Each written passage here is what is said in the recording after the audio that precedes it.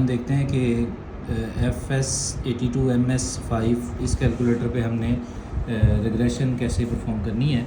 तो हमारे पास डेटा है जिसमें हमारे पास x और y की वैल्यूज़ हैं। x की वैल्यूज़ हैं 1, 2, 3, 4, 5 और y की वैल्यूज़ हैं 10, 18, 25, 40 और 45। हम इस डाटा को यूज़ करते हुए हमारे कैलकुलेटर पे रिग्रेशन एनालिसिस कैसे परफॉर्म करना है वो देखेंगे।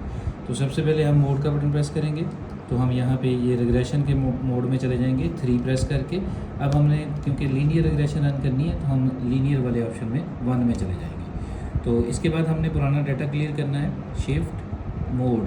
तो ये स्टैटिस्टिकल डाटा क्लियरेंस है, ये मोड क्लियरेंस है, ये आल क्लियरेंस है। हम स्टैटिस्टिकल डाटा क्लियरेंस करना चाह रहे हैं तो 1 प्रेस करेंगे तो स्टैट क्लियर। इसका मतलब है कि ये अगर कोई स्टैटिस्टिकल डाटा इसमें ऑलरेडी इनपुट किया हुआ है तो वो कैसे रिमूव होगा। तो हम इसको इक्वल टू प्रेस करेंगे तो ये कर्सर ब्लिंक करना बंद कर गया, तो इसका मतलब पिछला डाटा क्लियर हो गया। तो अब हम पहली वैल्यू, ये हमारा पहला पेयर है ऑब्जर्वेशंस का 1 और 10, तो हम 1 लिखेंगे।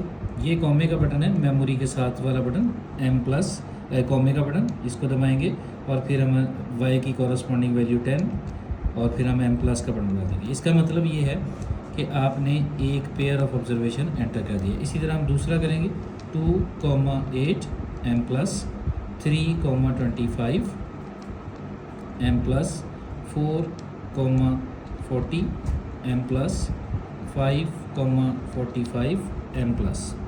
अच्छा, अब हमारे पास 5 ऑब्जर्वेशंस थी, हमने पाँचों वैल्यूज़ इसमें एंटर कर दी हैं। इस n = 5 आ गया, इसका मतलब हमने 5 वैल्यूज़ एंटर कर दी हैं। अब हम AC का बटन प्रेस करेंगे। अब हमें एक्चुअली B का जो फार्मूला होता है वो होता है n summation xy minus summation x into summation y over n summation x square minus summation x whole square. और A का फार्मूला होता है summation y minus b summation x over n। तो हमने अगर इस फार्मूले में वैल्यूज़ पुट करने के लिए हमें टोटल चाहिए तो हम यहाँ से देख सकते हैं, शिफ्ट 1 प्रेस करेंगे तो समेशन x स्क्वायर चाहिए, तो इसके नीचे 1 लिखा है, हम 1 प्रेस करेंगे और इक्वल टू प्रेस कर देंगे तो समेशन x स्क्वायर का टोटल आ गया, समेशन x स्क्वायर आ गया हमारे पास 55। शिफ्ट 1 समेशन x चाहिए तो 2 प्रेस करेंगे, इक्वल टू प्रेस करेंगे, शिफ्ट 1। ये देखें इधर राइट एरो आ रहा है तो इसका मतलब है इसके आगे भी कुछ है। तो इधर वाली स्क्रीन में जाने के लिए हम ये वाला जो सर्कल वाला बटन है इसमें राइट एरो प्रेस करेंगे। राइट एरो प्रेस करेंगे तो अब हमारे पास summation y square, summation y और समेशन xy है। फर्स्ट कर लें कि हमें समेशन xy चाहिए तो हम यहाँ पे 3 प्रेस करेंगे क्योंकि समेशन xy के नीचे 3 लिखा है। तो हमने 3 प्रेस किया, इक्वल टू प्रेस किया तो ये 486 आ गया। तो ये सारे टोटल्स जो भी हमें इस फार्मूले में पुट करने के लिए चाहिए वो यहाँ से हम निकाल सकते हैं। तो अगर हमें डायरेक्ट A और B की वैल्यू चाहिए तो हम शिफ्ट 2 में जाएंगे। तो ये x वेरिएबल का मीन है, ये x वेरिएबल की स्टैंडर्ड डिवीएशन है, ये भी x वेरिएबल की स्टैंडर्ड डिवीएशन है, ये y वेरिएबल का मीन है, ये y की स्टैंडर्ड डिवीएशंस हैं। और ये देखें A और B, हमें A की वैल्यू चाहिए तो A के नीचे 1 लिखा है, 1 प्रेस करेंगे, इक्वल टू प्रेस करेंगे तो A का आंसर हमारे पास आ गया -5।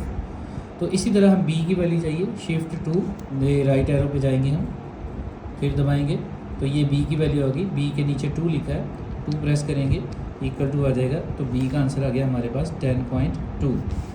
ठीक है, तो A और B की वैल्यूज़ हमें डायरेक्टली मिल गई।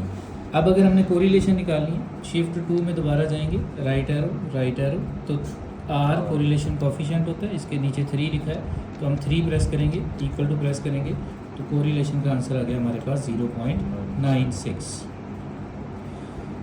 तो अगर हमारे पास हमने y हैट का कॉलम बनाना है तो हम x की इन वैल्यूज़ के लिए तो हम x की पहली वैल्यू लिखेंगे 1, शिफ्ट 2 प्रेस करेंगे, राइट एरो फिर राइट एरो, अभी आगे भी कुछ है तो ये देखें y हैट लिखा है तो y हैट के नीचे 2 लिखा है, हम प्रेस कर देंगे और इक्वल टू प्रेस करेंगे तो 1 के अगेंस्ट y हैट की वैल्यू आ गई।